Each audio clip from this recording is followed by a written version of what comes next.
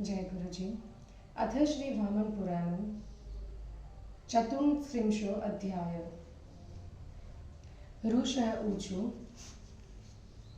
वनानि सप्त नो ब्रूहि नवनद्धश्वया स्मृता तीर्थानि च समग्राणि तीर्थस्त्रा न फलं तथा येन येन विद्धानेय यस्य तीर्थस्य यतः फलं ततः सर्वविस्तरेणेह ब्रूहि पौराणिकोत्तम। लोमहर्षण उवाच शृणु सप्तवनानिह कुरुक्षेत्रस्य मध्यतः येषां नामानि पुण्यानि सर्वपापहराणि च काम्यं कं च वचनं पुण्यं तथा दीतिवनं महत् व्यासस्य च वनं पुण्यं फलकीवनमेव च तत्र सूर्यवनस्थानं तथा मधुवनं महत् पुण्यं शीतवनं नाम सर्वकल्मषनाशनं वनान्येतानि वै सप्त नदी शृणुत मे द्विजः सरस्वती नदी पुण्या तथा वैतरणी नदी आपगा च महापुण्या गंगा मंदाकिनी नदी मधुस्रवा वासु नदी कौशिकी पापनाशिनी धूषद्वती महापुण्या तथा हिरण्यवती नदी वर्षाकालवः सर्वा वर्जयित्वा सरस्वतीम् एतासामुदकं पुण्यं प्रावुट्टकाले प्रकीर्तितं रजस्वलत्वमेतासां विदते न कदाचन तीर्थस्य च प्रभावेण पुण्याहुत्याः सरिद्वरः श्रुण्वन्तु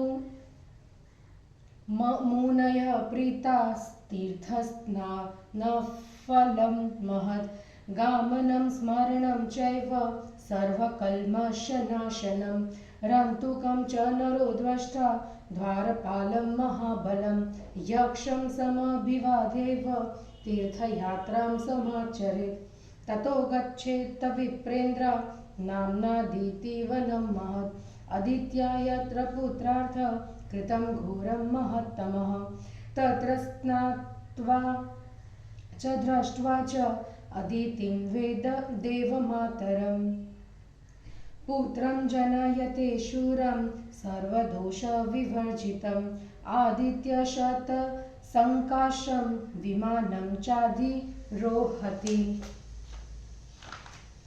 ततो गच्छेत विप्रेन्द्र विष्णुस्थानमनुत्तमं सवनं नाम विख्यातं यत्र सन्निहितो हरि विमले च नरः स्नात्वा दृष्ट्वा च विमलेश्वरं निर्मलं स्वर्गमायाति रुद्रलोकं च गच्छति हरिं च बलदेवं च एकत्राससमन्वितो दृष्ट्वा मोक्षं वाप्नोति कलिकल्मषसम्भवः ततः पारिप्लवं गच्छेत् तीर्थत्रैलोक्यविश्रुतं तत्र स्नात्वा च दृष्ट्वा च ब्रह्मणं वेद संयुतं ब्रह्मवेदफलं प्राप्य निर्मलं स्वर्गमाप्नुयात् तत्रापि संगमं प्राप्य कौशिक्यां तीर्थसम्भवं संगमे च नरः स्नात्वा प्राप्नोति परमं पदं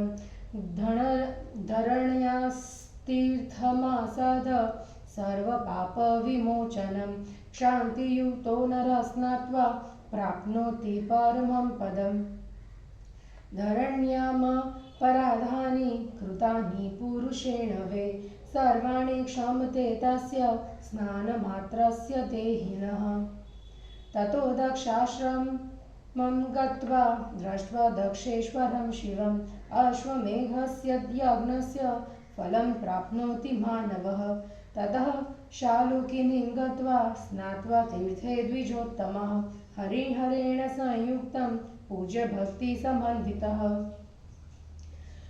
प्राप्नोत्यभिमता लोकान् सर्वपापविवर्जितान् सर्पिदर्धि समासाद्य नागानां तीर्थमुत्तमं तत्र स्नानं नरः कृत्वा मुक्तो नागभयात् भवेत्। ततो गच्छेत विप्रेन्द्र द्वारपालं तुरन्तुकम्। तत्रोष्य रजनीमेकां स्नात्वा तीर्थवरे शुभे द्वितीयं पूजयेदत्यत्र द्वारपालं प्रयत्नतः ब्राह्मणान् भोजयित्वा च प्रणिपत्य क्षमापयेत्। तव प्रसादाद् यक्षेन्द्र मुक्तो भवति किल्बिषे सिद्धिर्मयाभिलाषयिता तथा साध भवाम्यहम्। एवं प्रसाद्य यक्षेन्द्रं ततः प्रपच्छन्नदं व्रजेत्। पञ्चनदाश्वकरुणे रुद्रेण कृता दानवभीषणा तत्र सर्वेषु लोकेषु तीर्थपञ्चनदं स्मृतं। कोटितीर्थानि रुद्रेण समाहत्य यतः स्थितं तेन त्रैलोक्यविख्यातं कोटितीर्थप्रचक्षते। तस्मिन् तीर्थे नरः स्नात्वा दृष्ट्वा कोटीश्वरं हरं पञ्चयज्ञानवाप्नोति नित्यं श्रद्धा समन्वितः। तत्रैव वामनो देवः सर्वदेव प्रतिष्ठितः। तत्रापि च नरः स्नात्वा ह्यग्निष्ठमफलं लभेत्। अश्विनोस्तीर्थमासाद्य श्रद्धावान् योजितेन्द्रियः रूपस्य भागी भवति यशस्वी च भवेन्नरः। वाराहं तीर्थमाख्यातं विष्णुना परिकीर्तितं तस्मिन् स्नात्वा श्रद्धानः प्राप्नोति परमं पदं। ततो गच्छेत विप्रेन्द्र सोमतीर्थमनुत्तमं यत्र सोमस्तपस्तत्वा व्याधिमुक्तो भवत्पुरा। तत्र सोमेश्वरं दृष्ट्वा स्नात्वा तीर्थवरे शुभे राजसूयस्य यज्ञस्य फलं प्राप्नोति मानवः। व्याधिविनिर्मुक्तः सर्वदोषविवर्जितः सोमलोकमवाप्नोति तत्रैव रमते विचिरम्। भूतेश्वरं च तत्रैव ज्वालामालेश्वरं तथा तावुभोलिङ्गव्यच्चन भूयो जन्म चाप्नुयात्। एकहंसेन नरः स्नात्वा गोसहस्रफलं लभेत्। कृतशौचं समासाद तीर्थसेवी द्विजोत्तमः पुण्डरीकामवाप्नोति कृतशौचो भवेन्नरः। ततो मुञ्जवटं नाम महादेवस्य धीमतः उपोष्य रजनीमेकां गाणपत्यमवाप्नुयात्। तत्रैव च महाग्राही यक्षिणी लोकविश्रुता स्नात्वाभिगत्वा तत्रैव प्रसाद्य यक्षिणीं तत उपवासं च तत्रैव महापातकनाशनम्। कुरुक्षेत्रस्य तदा द्वारं विश्रुतं पुण्यवर्धनं प्रदक्षिणमुपावर्त्य ब्राह्मणां भोजयेत्। ततः पुष्करं च ततो गत्वा अभ्यर्च्य पितृदेवता जामदग्नेन रामेण आह्यतं तन्महात्मना कृतकृत्यो भवेद् राजा अश्वमेघं च विन्दति कन्यादानं च यस्तत्र कार्तिक्यां वे करिष्यति प्रसन्ना देवतास्तस्य दास्यन्तीभिमतं फलम्। कपिलश्वमहायक्षो द्वारपालः स्वयं स्थितः विन्दं करोति पापानां दुर्गतिं च प्रयच्छति। पत्नी तस्य महायक्षी नन्मो दुःखमलेखला आहत्य दुन्दुभिं तत्र भ्रमते नित्यमेव हि। सा ददर्श स्त्रियं चैकां सुप्रतां पापदेशजाम्। तामुवाच तदा यक्षी आहत्य निशिदुन्दुभिं युगन्धरे दधिप्राश्य उषित्वा चाच्युतस्थले तदद्भूतलये स्नात्वा सत्पुत्रा वस्तुमिच्छसि दिवा मया ते कथितं रात्रौ भक्ष्यामि निश्चितम्। एतच्छ्रुत्वा तु वचनं प्रणिपत्य च यक्षिणीम् उवाच दीनया वाचा प्रसादं कुरु भामिनी। ततः सा यक्षिणी तां तु प्रोवाच कृपयान्वितां। यदा सूर्यस्य ग्रहणं कालेन भविता क्वचित् सन्निहत्यां तदा स्नात्वा पुत्रा स्वर्ग गमिष्यसि। हिंदी अनुवाद।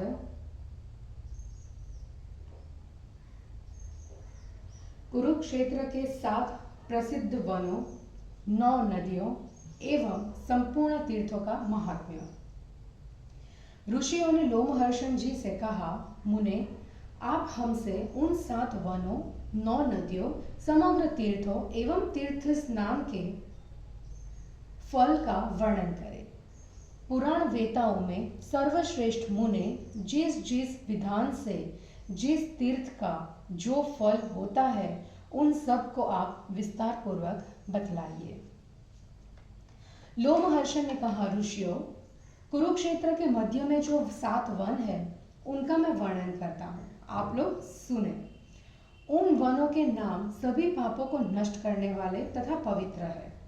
उन वनों के नाम है पवित्र काम्यक वन, महान अदिति वन, पुण्यप्रद व्यास वन, फल की वन, सूर्यवन, महान मधुवन तथा सर्व कल्मश नाशक पवित्र शीतल, ये ही 7 वन है।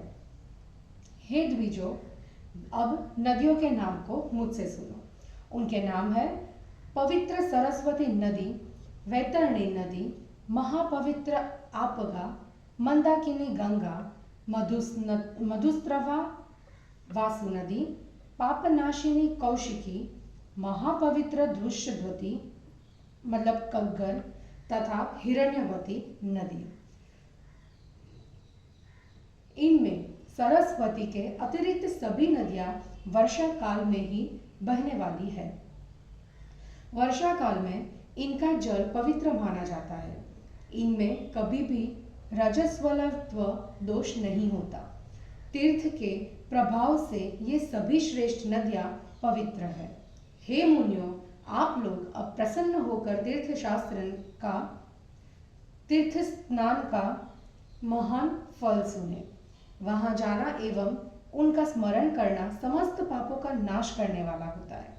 महाबलवान रणतुक नामक द्वारपालक का दर्शन करने के बाद यक्ष को प्रणाम कर तीर्थ यात्रा प्रारंभ करनी चाहिए।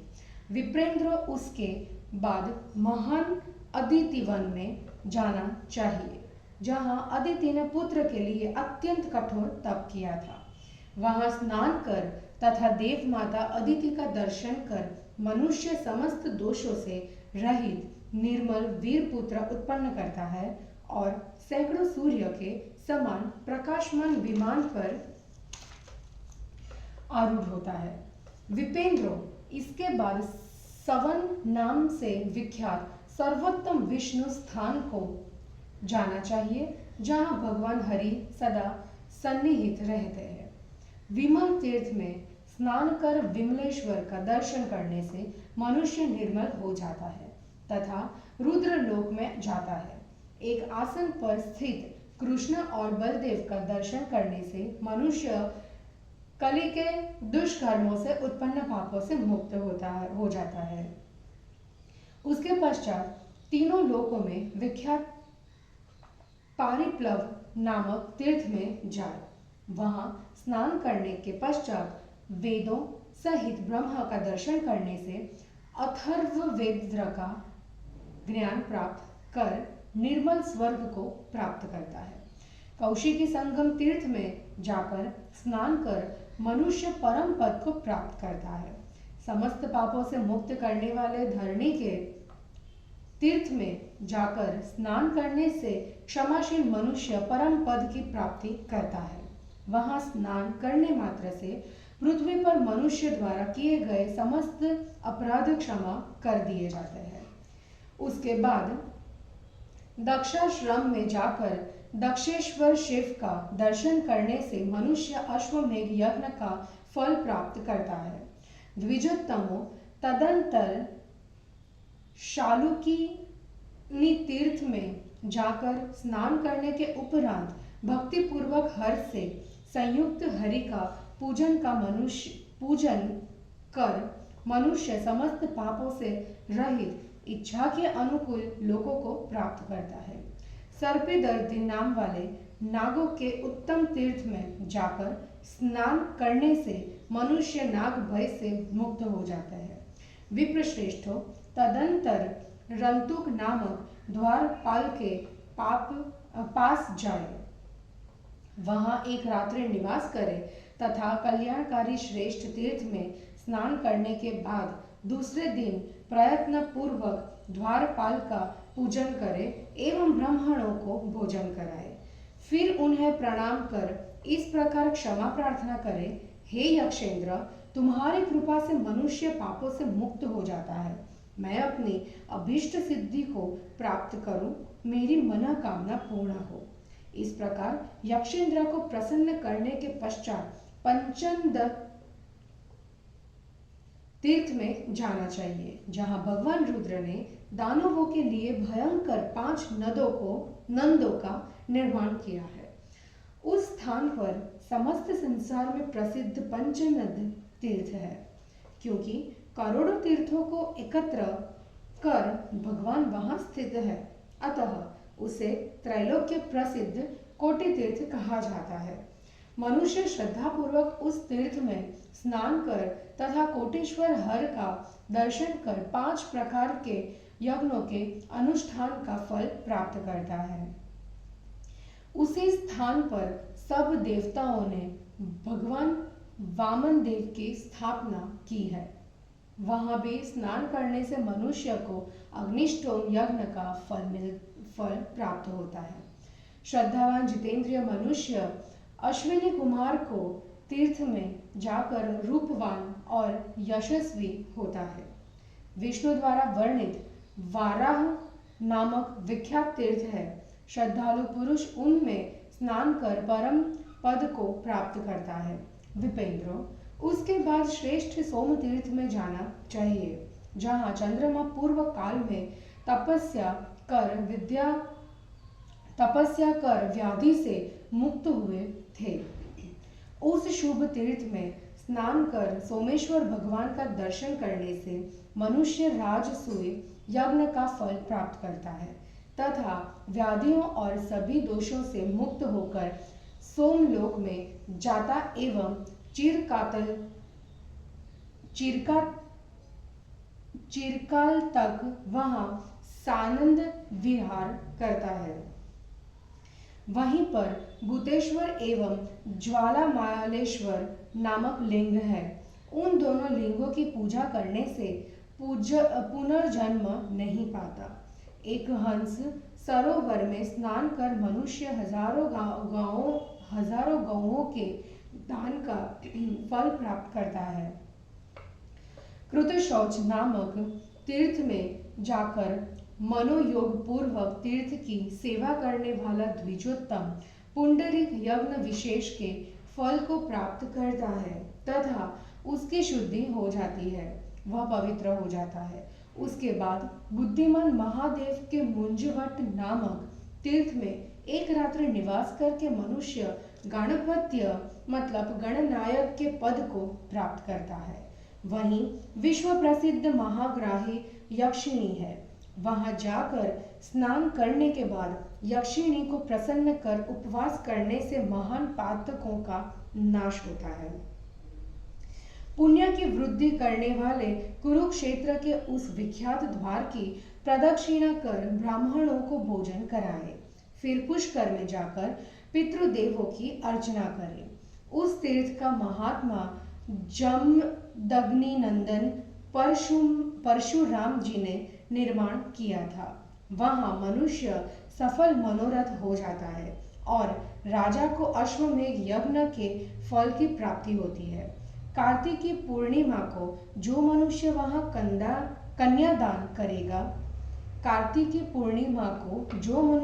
कन्यादान करेगा उसके ऊपर देवता प्रसन्न होकर उसे मनोवांछित फल देंगे।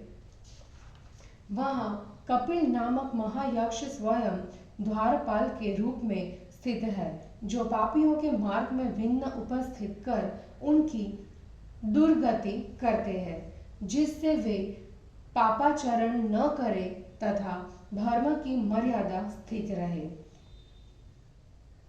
उदुखल मेखला नामक उनकी महायक्षी पत्नी दुदुम्बी बजाकर वहां नित्य भ्रमण करती रहती है। उस यक्षी ने पाप वाले देश में उत्पन्न पुत्र के साथ एक रात्रि में स्त्री को देखने के बाद दुंदुभी बजाकर उससे कहा, युगंधर में दही खाकर तथा अच्युत स्थल में निवास करने के बाद भूतालय में स्नान कर तुम पुत्र के साथ निवास करना चाहती हो। मैंने दिन में यह बात तुमसे कही थी, रात्रि में मैं अवश्य तुमको खा जाऊंगी।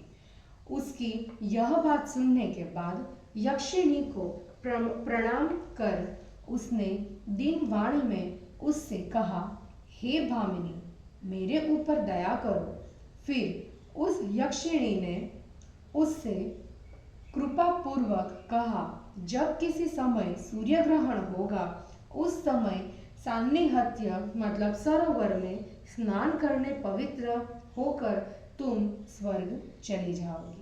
और इस प्रकार श्री वामन पुराण में 34वां अध्याय समाप्त हुआ। जय गुरु जी।